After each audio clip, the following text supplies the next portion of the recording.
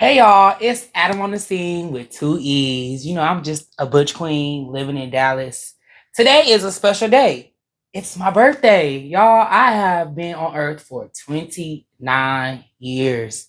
Crazy, right? I was just 18, 19. Just time moves so much fast when you having fun. I have had a ball in life, YOLO, no regrets. But I'm excited to be here today. This is a very special episode because I will have a guest with me, someone that I hold very near and dear and true to my heart. We're going to be just talking about navigating our brotherhood. We both were educators, so we're going to talk about how we navigated being educators as a person a part of the community, and we're going to be talking about some hot takes from reality TV. And we're just going to also take the time in the spirit of birthdays. I'm a reflective person. We're going to take some time just to reflect on the growth that has transpired over the duration of our lives. I'm really excited. So grab you a seat, kick up your feet, relax, and be ready to get into some things.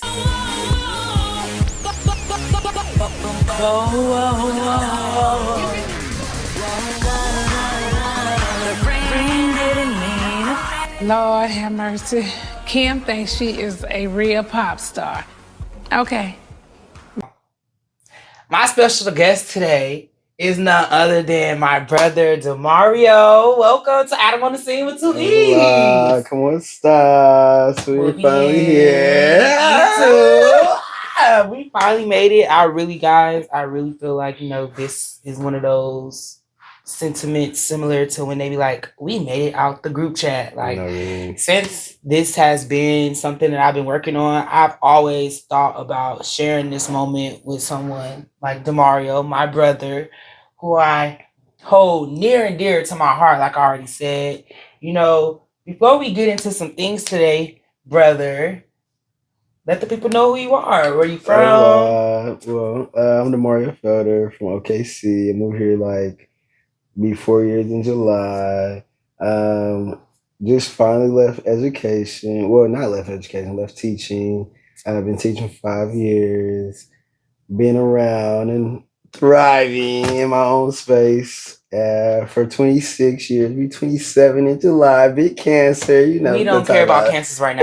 It's Gemini season. Only for Shout a out while. to the Geminis, the greatest zodiac of all of them. Don't know about the greatest. All the greats of this world are Geminis. Should I get started? Prince, Lauryn Hill, Tupac, Biggie Smalls, Naomi Campbell. You just failed to mention yourself, meaning you're not.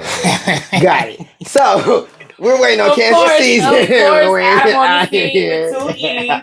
Cute. But cute next to gorgeous. Gorgeous is going to devour cute. She's a cute girl, cute next to gorgeous. Gorgeous is going to, devour cute. We met at a school. We were both teachers at the same school. We had just both started. Yes, we had just relocated. Well, I had relocated back to Dallas for the second time. I had just relocated to Dallas. And, we can give the whole spiel. We were at Paul Quinn. That's where our orientation was. I just put in. This man was walking down the little sidewalk. I was like, who is that? Why he so much? Why he bugging? He look mean. Like automatically, I'm pulling in, and we actually we talked at lunch that same day. It was a very brief talk. Like I felt like you tried to speak to me, and I kind of was just like, hey, mean and kept it pushing. And I wouldn't say it's mean and nasty. I would say, sometimes in environments where I'm new to, I'm kind of like shelled or reserved and kind of just rest in bitch face or stone face. But once you speak to me, I'm real sweet. But as a Cancer, that was hard for me because I was like, a Cancer, we just are very within ourselves. So I was trying something new, like, okay, clearly this girl is girl. I know that much, but I immediately. But you knew I was a part of the community. Yeah. And so it was cool. It was interesting because I never really typically first approach somebody like friendships and things like that. Or I do. I won't say I never do, but it was very different for me. But it was crazy. But we actually was like kind of got close. I Like think what really made me know, like, cause like that was earlier in the week, like that Wednesday, but that Friday after we got done, all the teachers went to like have cocktails or whatever, and so whenever there's a libation involved, you know, the facade comes down. Quick. But we sat by each other at the table. We was just keying, and then he was like, "Oh, I think you asked me." He was like, "Where do the people like go out at?" Like, and I was like, "They go to the club." And he was like, "No, like the people." And I was like, "Oh, you want me to be tour guide and show you where the girls go? Oh, you want to know where they go to Marty's, whatever?" And I was like, "Okay, well, give me your Instagram." And so when you exchange Instagrams with people, you can kind of see who you have mutually in common. Y'all both follow. And I took a quick glimpse of that, and I was like, "Oh, he's one of the girls." So we linked up in that weekend. I would say I think that really just set the tone for what our friendship was going to be. It was fun. We went out. I remember we was in the middle of the club, middle of the kickback, throwing counts. And I asked you to watch my son and my dog. After that weekend, big, that was big for both of us. Because one, I'm very particular with my son, my dog, and you don't do animals like that. You do, but you don't. I don't really. I'm pretty scary, so I'm scared of dogs. Like if I've never met your dog or never been around there, I've gotten a lot better. But there was a time when I was one of them ones that was like, "Are you gonna put your dog up? Like, is he gonna be in the room?" Like, or I had a friend actually in Miami, and she didn't really like putting her dog up because she had a Great Dane in a damn 1-bedroom apartment. Like, girl, like you was first of all, what is that big old dog doing? And he should not be a house dog. But I remember I would not go to her house. We would only hang out. Like if we met up somewhere, she came to my apartment. But because I don't believe in making dogs.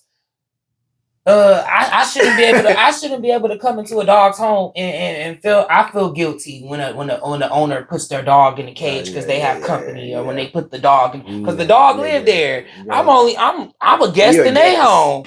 So, but I saw that you was really looking for someone to really watch the dog. So, and I was looking for a friend, and then sometimes in order to be a friend or in order to make friends, you kind of have to probably like do things that you probably, I don't know. I just saw it as an opportunity to face my fears of the dog. And Carter, shout out to Carter. He is my nephew. He is really sweet. He actually debunks a lot of the myths that people have about pit bulls. Pit bulls are honestly synonymous to Black people as far as breeds when it comes to dogs. There's a lot of negative press and negative, aggressive, mean, just their stature. And pit bulls are actually really sweet dogs, in my opinion, pretty loyal. And I think it just all is in the intention of the owner and the values and the love that you give to the dog as it is being raised. But yeah, we met, and I think for me, reflecting on our dynamic, it was very instantaneous. Like I felt like a piece to a puzzle that was just like, it was easy, it was seamless, and I never, no shade, I've never did well with like other males or gay friends. And so this was like actually my first real gay friendship in a space with another male.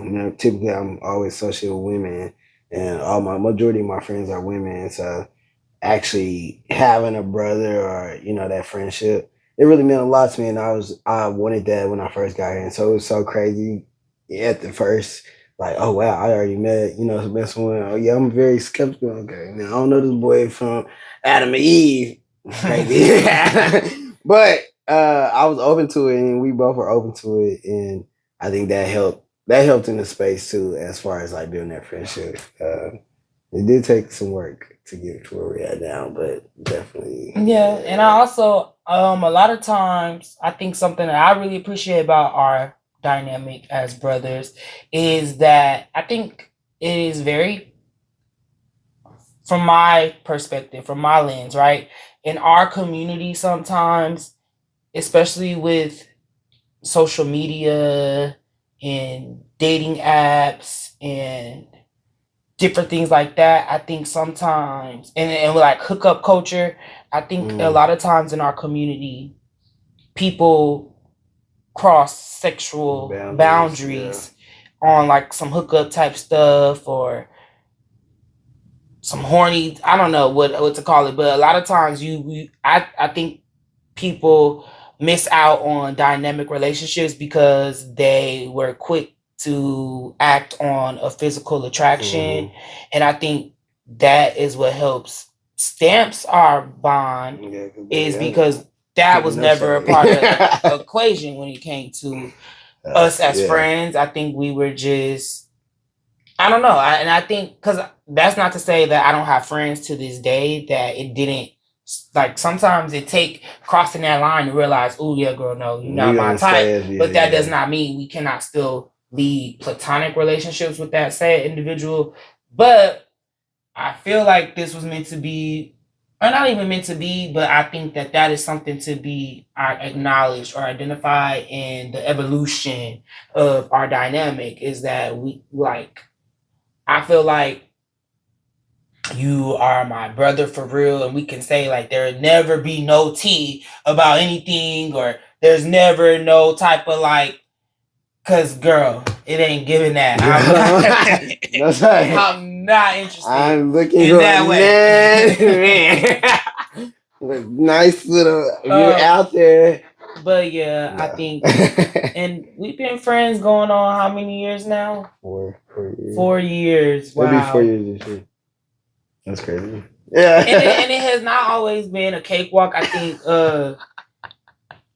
with any relationship, it just, I'm special. I'm special. I mean, I really do appreciate people that see me and accept me and navigate the Gemini in me, you know.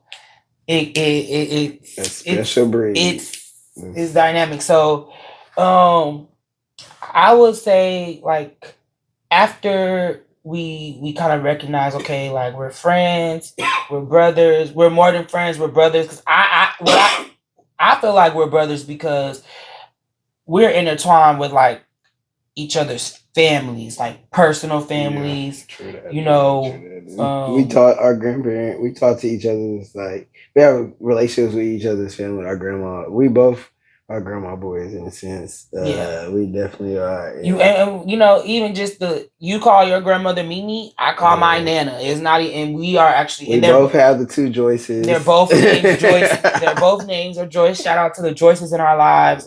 But even just with I'm a transplant, so I'm from Los Angeles. So a lot of like my immediate family is not currently with me. I'm like by myself.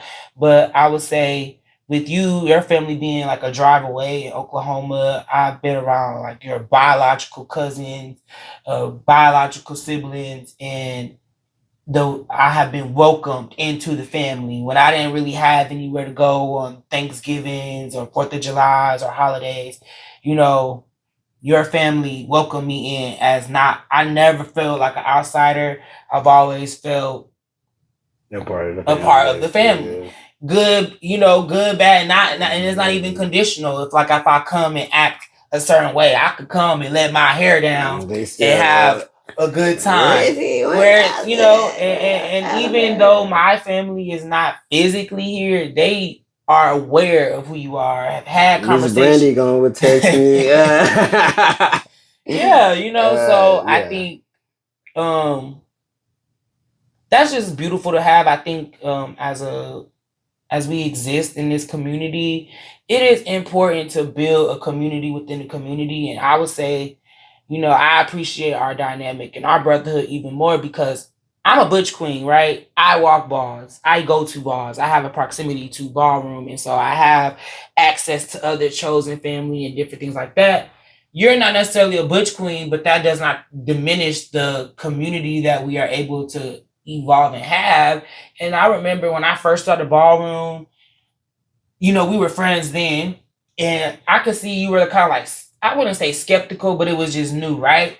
And because I was so excited about it and I loved and care about you so much, I used to be eager to be like, come to the bars, join the house, da da da da. But hindsight 2020, right? So after spending time in ballroom, I've learned to appreciate that I have a dynamic with someone who I have something in common with, but it's not a shared space across the board. It's kind of like, I feel like it's similar to like how you go to church every Sunday. Like you really go to church, Bible prayer stuff. I'm not really there. But I also appreciate the dynamic because you are in ballroom and I'm not. But also like our dynamics have not changed. And sometimes that could be misconstrued or looked at differently. But like that's how I feel like I sometimes see like our friendship is real. Like I don't have to be at every bar that you go to. I don't have to, do those things but our friendship is still level to that point. You don't have to come to everything I do but we have an understanding. All right. We still show up. I think, you've been to a bar in support of me. I've been, I attempt to do my best to show up for you at milestone moments in your life. So I think that. But I like the fact that we have, but also it makes us different at the same time. Like, I like the fact we got two different identities. Like, it doesn't always have just. I think sometimes people see brother or friendship. That means we gotta be Siamese twins. Yeah, no, you got your life, I got my life. And I think that's like common with a lot of friendships these days. All these friends, groups, and circles, they wear the same type of clothes. They have the same type of hairstyles. They just be copy and paste of each other. And I think like, where is the individuality?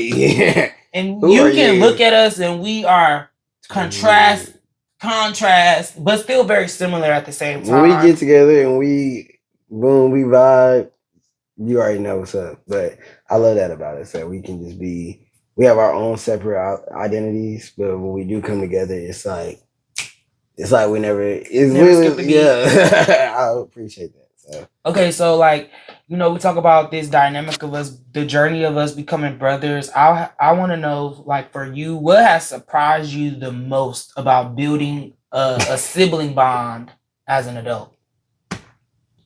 What has surprised me was about building a sibling bond. I think, one thing. So I have 6 brothers, biological brothers, and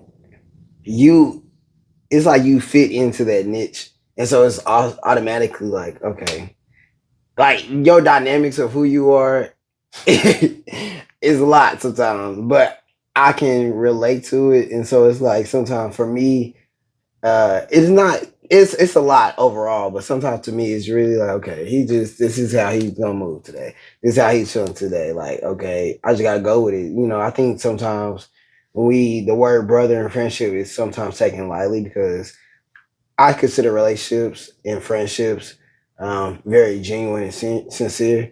And so when I say I love you, love looks different in many aspects. Yeah. Sometimes I gotta love you when I don't want to love you, or I gotta, deal with you when I don't want to deal with you. But just being honest, but it's vice versa. So like when we know who Adam is, it's when he's Adam and going. It's not a discomfort for me. It's more so, okay, that's him. That's how he's expressing himself today. That's how he moves today. But we have a conversation. And so it's like, well, I can come back and also say, okay, you did a lot today. I didn't really appreciate that and like that. But we had that openness. We were opening up with each other to hear each other. And so it's more so not offensive, but it's more so saying, okay, how do we correct our friendship, our brotherhood? So I think dealing with, you asked about the brotherhood as like just what has surprised you the most about building a brotherly type of bond with another person. Like for me, I guess I just never really thought it was possible. Like you said, growing up, I always had female friends, and then like our journey is different. I'm like a couple years older than you, so a couple.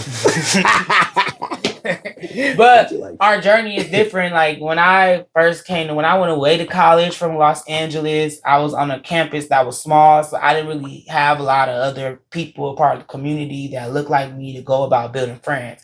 Then I moved to Miami, and I lived in Miami for 4 years, and I was like going out, and I thought I was going to be going out on this scene and trying to make friends that with other males that were similar to me, but that's not always easy. I think it's not always easy. So I kind of showed up in the dynamic with you as far as like I would say jaded or just not really being hopeful that it was something that could happen. And so that it is something that is happening.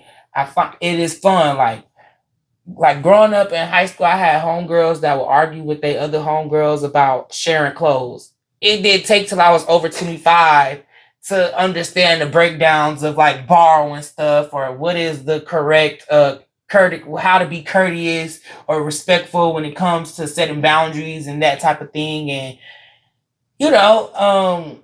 it's just little stuff. Like I remember just sitting in the house, like brother, like they play video games and stuff together, but we wasn't really like watching video games, playing video games. We was probably like watching Real Housewives or something. Yeah. But it felt brotherly, and I have been yearning for a brother because I do like you. I have siblings. I have 2 brothers as well. I'm the oldest, but it's certain aspects of my life that we will not be able to connect upon. And so having that has been beautiful and surprising that it was just able to unfold and manifest. I think we kind of, in a sense, it's been, for me, I think it's kind of been easy, but it's also been challenging in a sense. The only reason I say challenging, this man tried to cut me off when I was about to leave my job the first time. Y'all don't know if you remember that. I thought about leaving, and this week both was working there. And I said something about moving forward, moving on. He was like, well, it was nice knowing you. I said, dang, boy, is that easy to get rid of me? Like, what? And that was a moment for me in a sense because like we both said, I never had a brotherhood like this where, most of my brothers, all my brothers are straight, and most of my friendships are with females. So when I did build a connection with you and things like that, I took it very, very serious and very, very like sincere. And so I remember we had a conversation. I was like, "It's that easy to get rid of me? Like that's how you really feel?" But having that conversation, I understood why you said those things. And also, when I say easy, I think it's easy because we are similar in a lot of ways too, but we're very different. But the similarities really make it so simple. Like you talked about the borrowing clothes and things like that, or things like that. Like it's cool. Like I like that's those type of environments. Like all right, what you about to put on? Let's go. Let's look in each other's closet and figure out boom, boom, boom. Or if I come over one night and I have to spend a night unknowingly, and vice versa, It ain't nothing to go in there. I've been eyeing that T-shirt for a minute too, girl. Yeah. Can I put that on? You done got enough wears out of that. Let me, and vice versa, So I think I'll say it's definitely been a lot more easier than I thought. And I've had experiences with others where it was not as easy, and where it was a lot more challenging because it was just like 2 personalities conflicting. But I think for us, it has been easy because we hear each other and we listen to each other, and we also know we understand where each other falls at in certain times. So I think it's been easy, but I think it's also awareness type thing too. Right. And so something that I feel like really bonded us too was our profession. We were able to build such a dynamic or continue to build upon our relationship because we shared space at an environment where we spent majority of our time. We were both educators, teachers. And I like that we worked in like 2 totally different aspects of the school. Like you was upstairs, I was downstairs. We were in the same building, but we weren't a part of the same team. So work dynamics as far as like shared work responsibilities was never like a barrier, but we were able to connect on just how challenging it is to really be a teacher and not even just any teacher. We're black, and we are on the spectrum as far as the LGBTQIA. I know I will refer to myself as queer. I don't necessarily know which letter in the alphabet you put, but it's under that umbrella, right? And it was helpful to have because that was new for me too. I never really came across, not saying they don't exist, but at the environments that I worked in, I was the only one. And so we were definitely able to bounce ideas off of each other on how to navigate this environment coming from our shared identities. And it wasn't always verbal advice. Sometimes it was just watching, right? And unspoken things.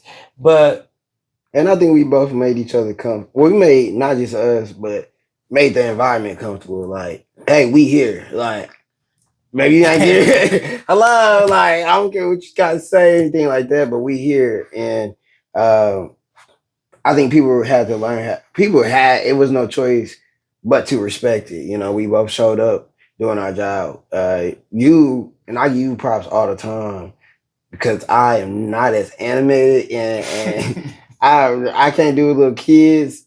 But when I used to come to your room, like the way you showed up for your kids, like beyond being your sexuality, beyond any of those things, you showing up as an educator. And I think that's one of the most important things. See me who I am. Yes, see me for being a black gay male, but also how I show up is what you're gonna respect and see. And I think we both played a part. Our job was just bigger. Is bigger than our identities, right? Yeah, I think that when you're a teacher, you come across so many various identities as far as young people. And honestly, when I was in the classroom, I truly had a heart for young people. Or a heart for young people.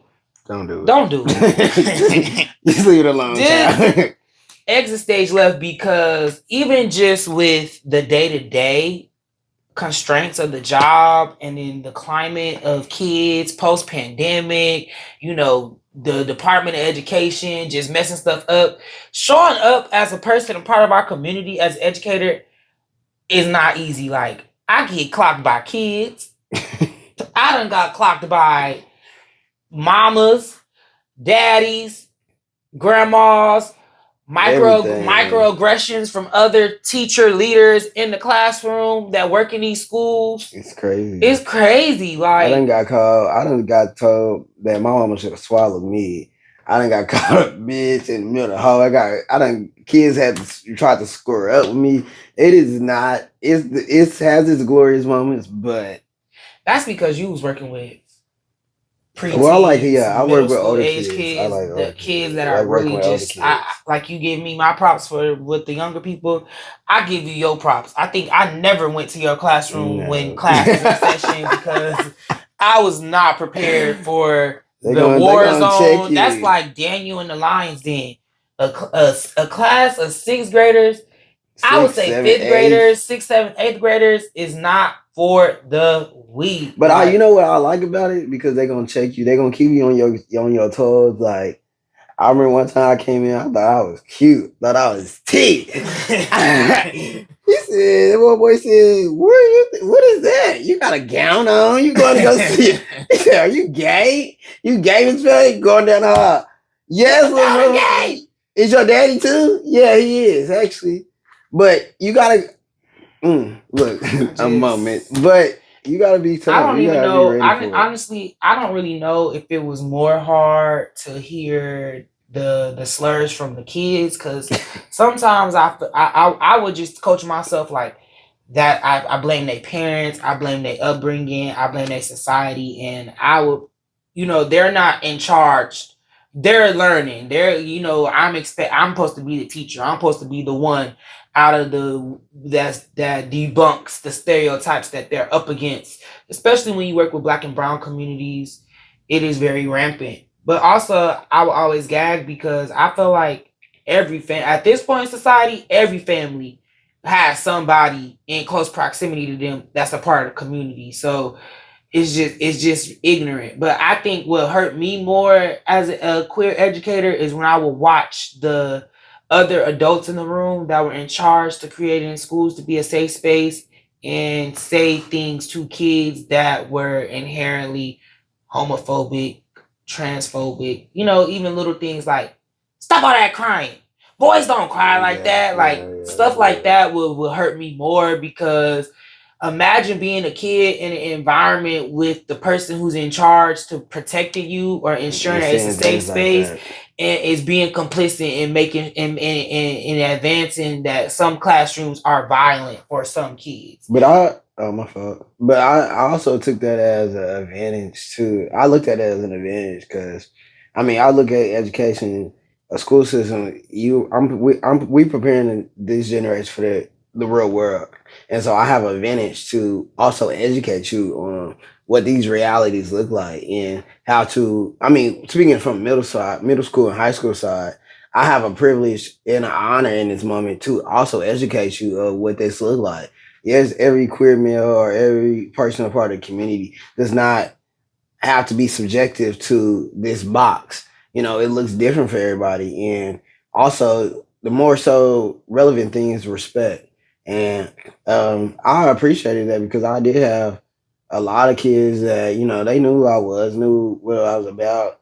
They respected it. And so when they do get in the real world, and see other people like me that was in the community, it's not necessarily going based off of what they family taught them or what their parents have taught them, but they see a different viewpoint of what this reality is. And so I do appreciate that point at the sense because part of our job is to meet kids where they at, and the other part of our job is to educate them, not just educating them academically, but educating them on real world situations too. And so it's like I look at it as how the picture is painting, like. Which side are you gonna look at? Is the glass half full or half empty? Or however it's supposed to be. I think I had just got to a point where I got tired of trying to be the model representation of what it means and to debunk things. Yeah. That's a lot of weight and a lot of pressure.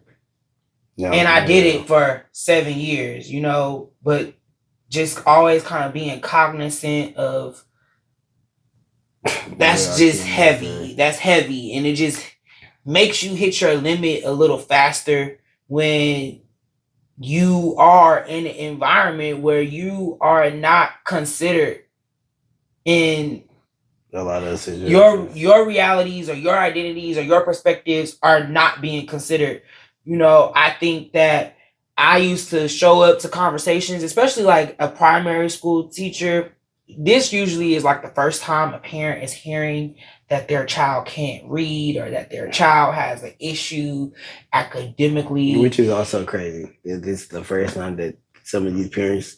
I mean, it's supposed to happen parents at first out there, make sure, please do the fundamental expert. Teach your kid, at least read to them at night. At least expose them to these numbers. Expose them to the fundamentals because a lot of parents think when they come to the school that our job is solely to do all these things, but it starts where? At home. So I'm just encouraging y'all. It starts and it continues at home. Please. No shade. I think that parents don't ever forget that you are your child's first teacher. Yeah, that part. Baby, I'm just here to help along the way, but you made this beautiful vessel that is gracing my classroom, sometimes acting like everything but a child of God.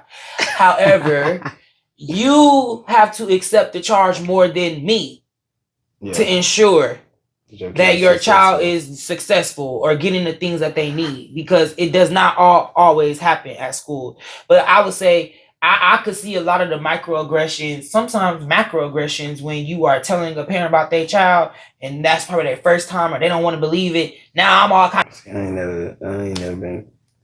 Yeah. Like, be for real. I ain't never, can't relate there. I can relate. I remember one time, let me tell you, one time in Miami, right? This one mama saw me in the club.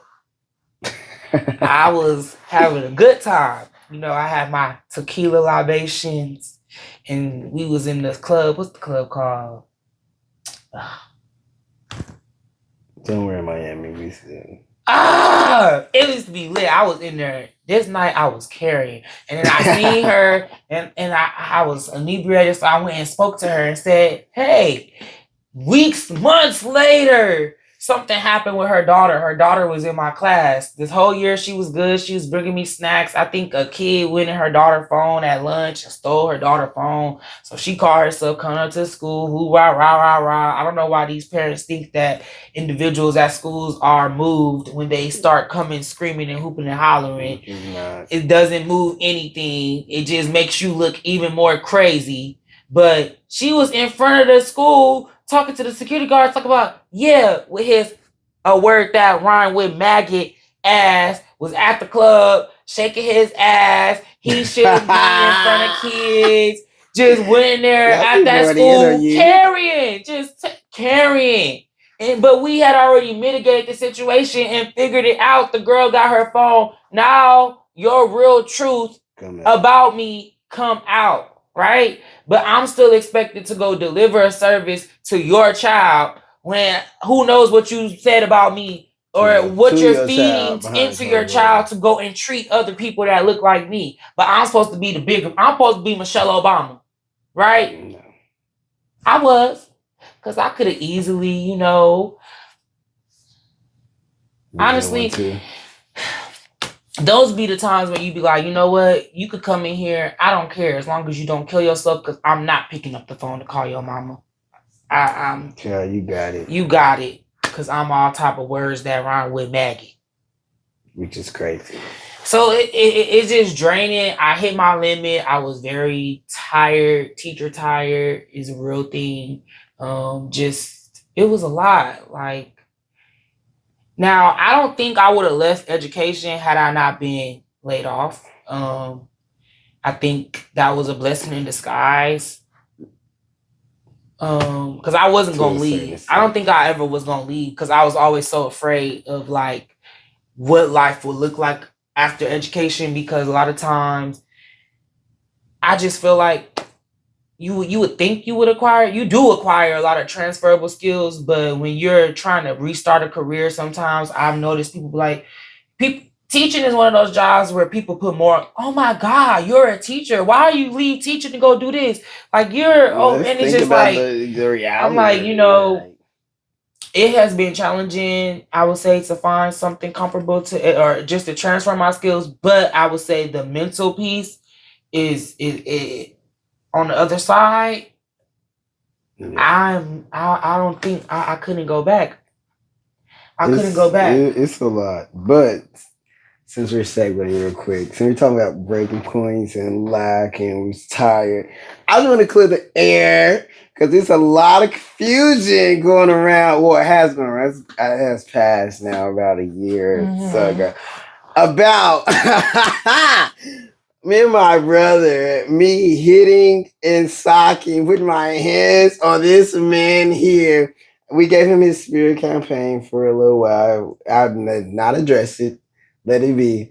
But also, I think I'm also mentioning that because that was not directing back to what we talked about, but it does play a line as far as talking about boundaries. So, yes, I can be very honest. I did. I socked the hell I did. Well, first of all, because it was crazy how it was being misconstrued. I did not beat him up, nor did I sock him out. I simply mushed you, low key. I just put my little 1-2. And I can take accountability of that because the situation was a lot, in that moment. But it's always been brought up as me putting my hands on you before in the past. But I will say what has happened with that, the positive of that, we learned boundaries. And like I said, not trying to divert back to the conversation. We learn boundaries or you learn boundaries? We had a conversation about boundaries. So we learned boundaries. Boundaries as far as how to talk to each other when we both are maybe aggressive, or maybe when you may not have been aggressive as I was, or when you're aggressive and I'm not as aggressive. We learned the connection of saying, okay, we're not going to talk about this right now when we both are angry, or we're not going to move like that. I think that also helped our dynamics with how to move forward, because we're not two people that's we ain't out here bunch of hoes, socking bitches out. We not those. But if you want to go there, I would definitely go there. But I think I learned my lesson. Can only speak for myself. I learned my lesson in that moment of how to set boundaries in a friendship and also relationships. Of saying, okay, certain things are off limits when both may be inebriated, or we both may be in a space where we're not ready to talk about certain things or don't want to do that. So I just want to address that and let the record be clear. I did not beat this boy up. I did not do all these things as it was. Said you beat me up. So what did you say? Let's talk to him. Let's tell the people what you actually said, because there was a lot of things going around. That you got physical. What you did, right? This is not a Porsche. This is not a Porsche in Kenya moment. Did you not? I did. I sought you out. And so I mushed you. Excuse me. Regardless, it was a breakdown that was a display of your inability of verbalizing how you feel in certain moments, right? And I think that the lesson that we learned is that we think before we act, right?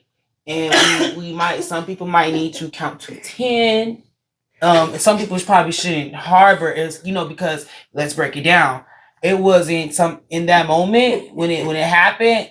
It wasn't a breakdown. It wasn't a battle of words. It was, I'm standing there and you're reflecting on something I said the night before that might have cut you. My mouth can be fierce. Your mouth and your actions. I did. Your actions. I own and I accepted that. Can you acknowledge your actions as well? I own that in the moment when I thought I was just, I thought we had to create the boundary of we knew then that our relationship, we can't do all that reading back and forth that some relationships in our community do. Like some stuff that I might find funny, you don't find funny, and vice versa. And in that moment, something that I spoke about, I thought was funny, you did not find funny. So moving forward, I learned I can't joke with you in a way that, or I have to. Some jokes, some things are not joking worthy, right? But can you also acknowledge your actions played a part into that too? Remind me of what actions you're potentially speaking of. I ain't gonna go into details. So the night before all the incident happened, we were talking about a certain situation. And it was some people showing up. And I did not personally care for these people like that. Cordial with them, but didn't care for them. And we had a conversation stating how I felt. And I felt how don't be on no funny business. And as soon as these people got there, first of all, in agreement, as soon as the people got there, not even 5 minutes later, I was kiki this, kiki that, ha ha this, ha ha that, and I paid it. I don't like connotation until it needs to that point, because I just know how I get, and I know I don't hear nothing else. I was just ready to react. Granted. So moving forward the next day, I let it pass, boom, boom, boom.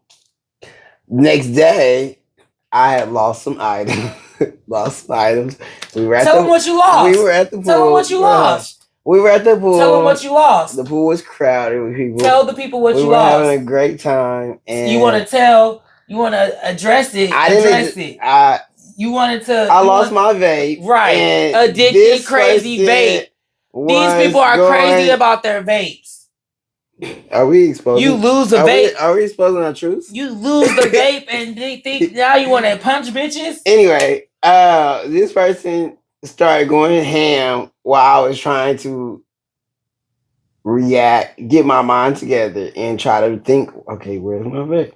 But he kept poking the bear. You keep poking the bear. What's going to happen? We looked in the bathroom. We looked in the car. We looked at the pool. We looked everywhere. You keep poking the bear. At that point, it's time to buy a new vape. What do you think is going to happen if you keep poking the bear? And instantly, I didn't even have a thought. It just happened. So you are admitting on Beyonce's internet that you lack self-control.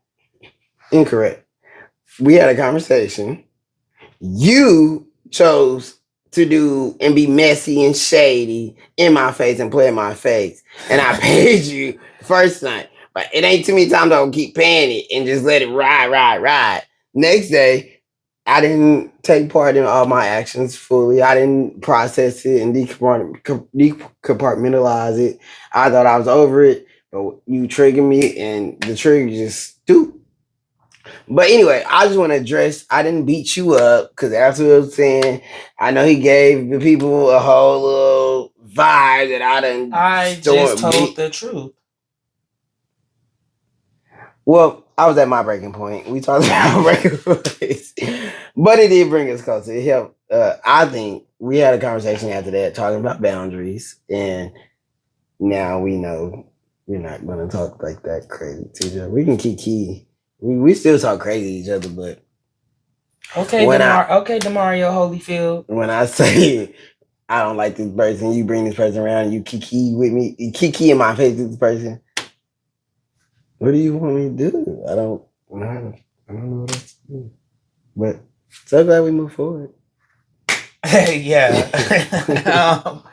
I think, that was actually really a a big test in our relationship, because I would say, like, we went about that happened at the beginning of the summer. I don't think that was a summer we did not really spend time together, because I really had an internal warfare with really like determining if we were. I honestly really highly considered severing the relationship at that moment, because he called everybody. You don't even know I'm in the background hearing the conversation he's having. Does he do this? Is this who he is? Is this what? I was back there like I had no choice but to inquire. I'll give it to you though. And it just took a lot of. I will say though too, in the midst of that break, I did miss our dynamic, right? And I was still able to accept the role that I played. Granted, I don't think that is a way to absolve you or to not hold you accountable. For one, the way I felt humiliated, because this was not done in personal headquarters. This was done in public. Yeah. Just like you did me the night before. And I feel like this was one a total just disregard and disrespect for my personal space, right? I think that we are and should hold ourselves accountable to being able to communicate without getting physical. I don't think there's really truly a lot of excuses for getting physical, and that I know you felt strongly about it. That was not an excuse for being physical with me in that moment, and I stand by that. I took ownership of it. I took ownership immediately after it happened. I literally apologized immediately. Right. Not giving that does not necessarily mean that in that moment I was able to accept that, right? However, I do believe in giving people opportunities to rectify themselves, rectify situations. I'm not laughing at you. No, I mean, I'm just saying, I even just kind of reflecting about it right now, it is something that I would say is uncomfortable, because who in their right mind is able to like take space and sit with a person that is able to say, like, during the duration of our friendship, you got physical with me, right? And so I spent a lot of time reflecting internally about what precedent am I setting if I go back to being your friend? Does that necessarily mean like that's me necessarily saying, without saying, it is okay to treat me like that, right? And that's not something that I think is like it can't happen again. I will confidently say, like, it won't happen again, right? Because we are going to be moving as individuals that have self-control. But I'm saying it does require you to reflect, right? And what lesson did I take from that dynamic in moving forward with dynamics with other people? I kind of laugh now because I think that I'm still learning the lesson of what to say and what not to say to people. However, it is something that I funnel, and I appreciate, giving you the platform, the opportunity to get that off your chest. Well, that's why I say I think it helped boundaries because just like how you feel that way, I also not and like I said, I'm never saying putting your hands on somebody is right. I do not. I like I said I apologize immediately. Does that my apology take away what I did? No. I'm just saying also just how you feel that way in the same regard. You humiliated me that night. You played in my face that night. You did. So it's like that's why I say it helped us create boundaries because even moving forward, we literally had that conversation. It's like, okay, so this is what we not gonna do with each other. This is how, and I think that was the progressive part of the friendship in that And I also moment. feel like what brothers, if we're gonna be We gonna like, fight. what brothers don't fight. And also part of that, leading up to that, we used to play fight like, and we literally had this like, okay, we is not. Yeah, that was a boundary that was a set boundary. too. Yeah, We kind of really ain't. stopped. We cut that out. Yeah, like we used to really just dot, and I we that was a moment where we was just like, yeah, no, that ain't even cool no more. You know what I'm saying? We ain't no little kids no more. But I appreciate the fact that I do think it was needed. Not saying I wish the moment wouldn't have happened like that in front of everybody and all the people and things like that, vice versa, but it did, and I think it's helped bring us to where we are now. So just letting y'all know, watch your back.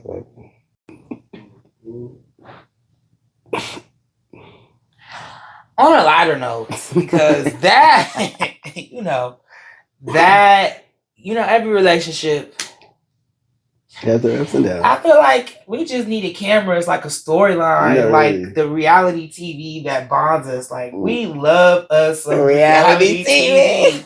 No shade. Get into it. Sit on the phone for hours dissecting the storylines, the story arcs, the ensembles, the new additions, just everything that takes place on reality TV. And so I don't know, like currently right now, like what are some of your hot takes about what's going on in reality TV world right now? I just have to start. You said the new additions. Miss Oakley is carrying. I know her back is tired. I know she is heavy. She is carrying the Real Housewives of Atlanta Sweet 16 on her back. Angela is giving us everything we need for this season. We should have Angela Oakley in the past. Just to reminisce on last week when she brought Charles to the dinner, Britt Edie's dinner, and she stopped the whole dinner. She said, actually, Charles is not messing with anyone. And all the girls gagged because, like, where did that come from? But I know where it come from. You hoes been talking about my husband, and you've been talking about him in front of my face, and now he's here, so let's talk about it. And nobody had anything to say because all these rumors that y'all had stirred up, now it's quiet. Angela is the GOAT. Honestly, to piggyback off of that, I really do appreciate Angela this season. I think that she's like a whole character. Like she brings something as far as her dynamic with the other girls. Also, she has an interesting storyline as far as her dynamic with her husband, Charles Oakley. But I also, what I would say about Angela Oakley is I think we were robbed of seeing her and Kenya Moore's dynamic on the show together. Yes. I think that they would have done a good job bouncing off of each other as far as just bringing the story along. Honestly, I don't like seeing Britt Edie on the show after Kenya Moore was released. I think that both of them should have been reprimanded, not one versus the other. Or at least give us a conversation. As far as Real Housewives of Atlanta Sweet 16, I would say that Drew Sidora has the best confessional looks this season. She looks really good. I just think that a lot of times the tricky thing about actors and actresses, especially on reality TV, is really hard to tell what is real and what is not real just because they're actors and actresses. I feel like a lot of the stuff they do is just always melodramatic.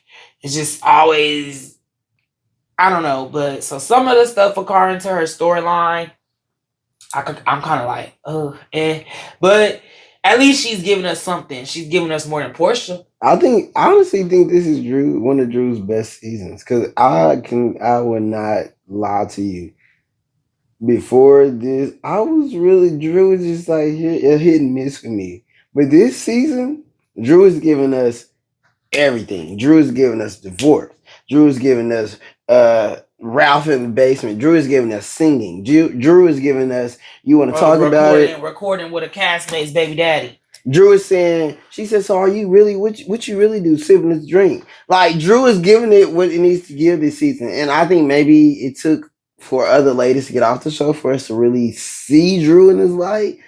But I don't know. I'm liking Drew this season. Portia, and I gotta quote Drew. Portia was brought back on this season to give her a storyline that she was not, and I'm misquoting it, but she was brought back on this season to give some a storyline that she could not give. And now Portia is sinking because she can't record her house. We would have liked to understand more of like the dynamics between her and her estranged husband that she stole.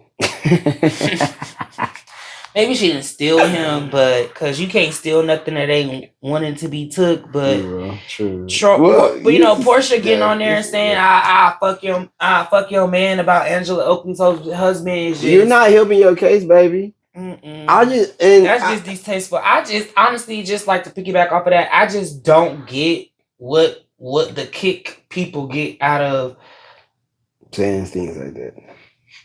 You want to flirting with involved individuals. Like that shit is just late as hell. It's tired. And Portia's storyline this season to me is very contradicting. She let us down because I will say I was really excited about her coming back. You know, we had got a taste of her when she did the Ultimate Girls trip with the other ladies from different franchises. Cute. And it was really cute. I think that, you know, I'll say this all the time about Portia. Portia is I would give her the award for most improved. So like when she first started from season 5 until now, 265 days a year. Like when did he say where that bitch?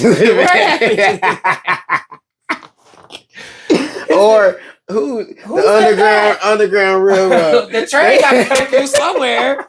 Like Portia is definitely most improved. But I liked her then. Like, cause she was just I like Portia then because liked her because she was on the opposite end of Kenya Moore's antics. So Kenya was positioned as the villain at that time. Yeah. And so she was like, woe was me. She was going through her other divorce. She had Kenya tearing her every which way but she said, I would not come to the strip club. If I wouldn't go to Kim. God. And then he said, like that bitch. And then fast forward years later, you're in the strip now club. You're the mean girl. Now you're freaking frack and Queen of Thoughtland. So did you like Phaedra coming back?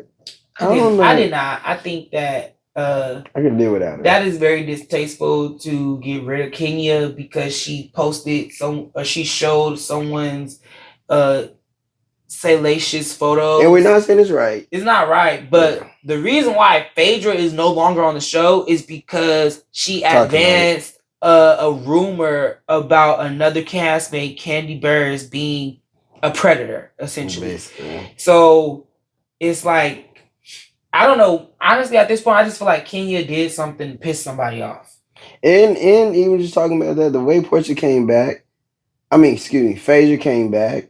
Phaedra, to me, if we talk about accountability and owning things, I don't feel like Phaedra actually owned up. If you watched last episode, she said she did not apologize. She basically just was like, well, that happened. It happened. I'm back. And I think that was very, very, very, very, very. I mean, it gives Phaedra.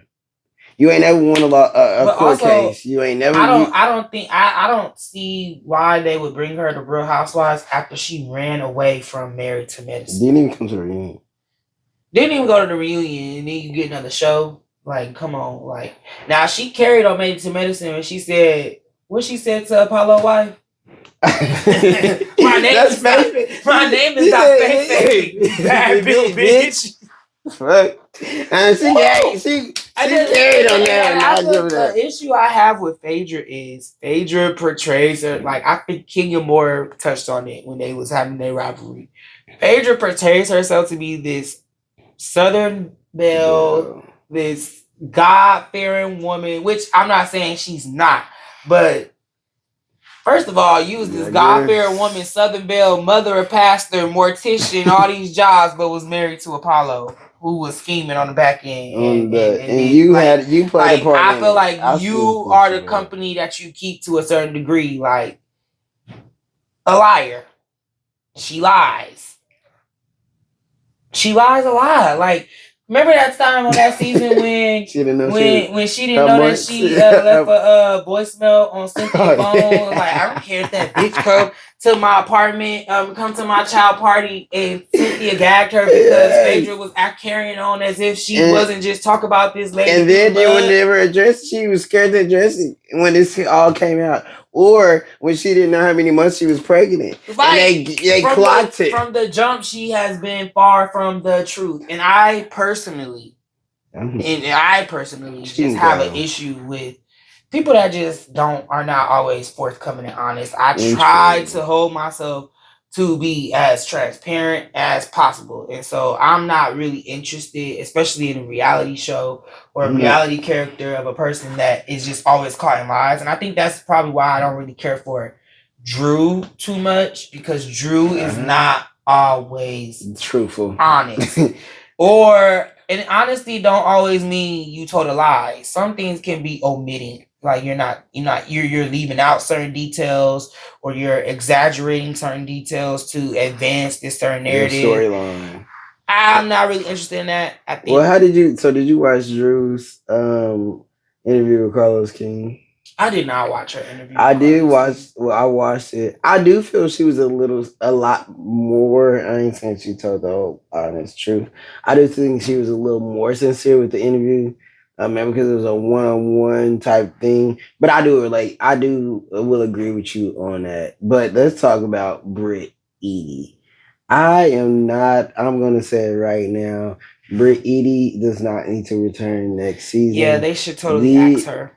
Your story, you couldn't even provide meals for your goddamn event.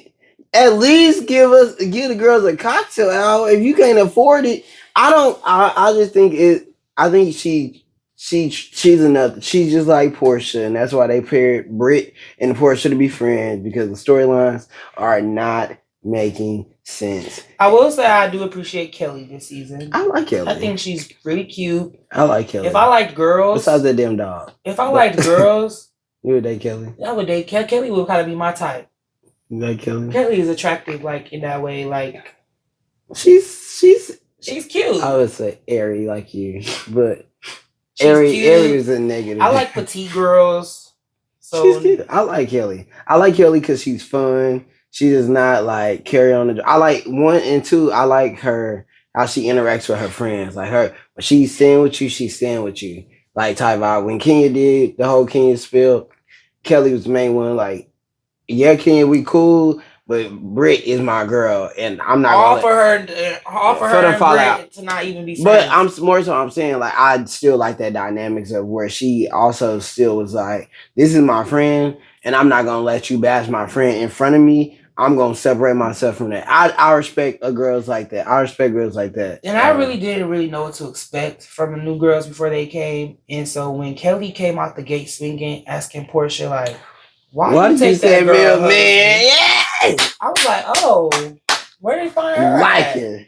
I would say about Britt Eady, I just think that she is loving hip hop material. She needs to go with Mia Thornton. She is not a Bravo celebrity. Mia Thornton, right. I wouldn't even put her with Mia Thornton because at least Mia Thornton, you could at least like Mia got a good storyline. Britt is just Britt. I don't care. She's just swimming trying to find the land. At least with Mia just did too much carrying on to where it was just like, okay, girl, but like her storyline with Gordon, T and ink. They living in a little penthouse. I just only because I'll be watching her interview. I just think with She's this living in a last little season of penthouse in Atlanta. Potomac, I wasn't really here for Karen's storyline. Can we talk about that real quick? We haven't talked about that. I wasn't here for Karen not really owning how drunk she was, and then the videos come out. She said, do you know who I am? Why would you say that? They call me the Grand Dame. Andy Cohen said that. Right. Just drunk. I'm like, oh. And the thing about it is, I drink, right? I just don't drive, because I know she was loaded. I know. Did you see the car? But what's her husband? Ray. He said. He said she was trying to, and Ray did his best as a 70 plus. I think the newbies on Potomac fell flat, except for Stacey. I really like. I like Stacey. I don't think they all fell flat. I don't even know her name. Sorry, N. You talking about who got into it with Wendy? Nikki, what's the girl name? And she's irrelevant. She's not coming back anyway. Her. Yeah. Giselle, I'm just never really been a fan of her. I want to like Ashley because she's a Gemini like me. Ashley has a battery in her back, just screwing it, and the producers be screwing it tighter and tighter. I don't know, but Ashley ain't gonna go nowhere. I used to like Ashley when her storyline was filled with her ex-husband. Like that was good TV. Touching people's butts. Talk about he on the grinder. Touching people's butts. I guess this is. I miss Candace. I do miss Candace. I miss Candace on Potomac. I think that Candace brought something to Potomac that is missing, and you can vividly feel it now that she's gone. But I could respect someone saying they don't want to. She had a baby. She had a baby. They're pregnant and different things like that. I gotta give to my girl Jazzy. I think Jazzy did a good outfits and things. Jazzy, I like Jazzy on Potomac, and she's coming back. So I'm just really excited to see this reunion for the Sweet 16 season of Real Housewives of Atlanta. Who do you think gonna be first year?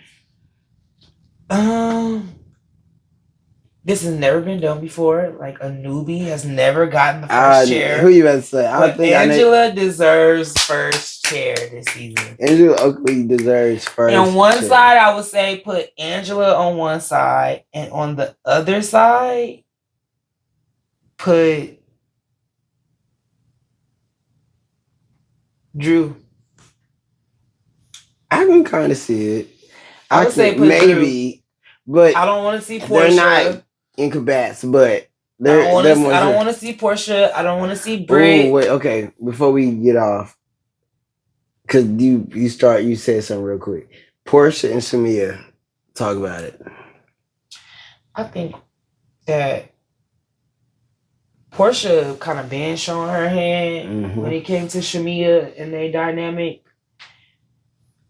And it's just not fresh. I'm really not interested in that storyline because this is not the first time that this has been explored as a topic. And so it goes back to like the statement Drew made about they brought Portia back to have something to talk about that she's not delivering. Flat. And that we been knew that Portia and Shamia's friendship was on a seesaw. So I don't really find that's not nothing that makes me be like that ish. I feel it. But thanks for stopping by. No problem. You can give me a hug. I don't know, girl. When you start talking real, now the girls are shaky. You gonna reopen that same? You brought me back to reopen that same wound flame. You girls would never let it. We would never let. Yeah, it's closed, baby. We're great. No. But yeah, thanks for stopping by. Happy birthday! Celebrating my birthday with me. I look forward to more birthdays with you. Definitely. Any last words? No. So a pleasure being here.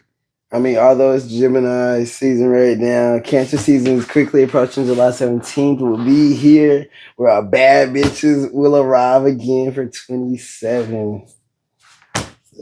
We don't care. I'll be back. He'll be back. Thanks for tuning in to Adam on the Scene with 2 E's. Be sure to follow me on all platforms, YouTube, Instagram, Substack, where you get to take this journey with me as a butch queen living in Dallas, just navigating life, the highs, the lows, just the social commentary and my take on the world around me. Thanks for tuning in. Peace out. Cheers, girls.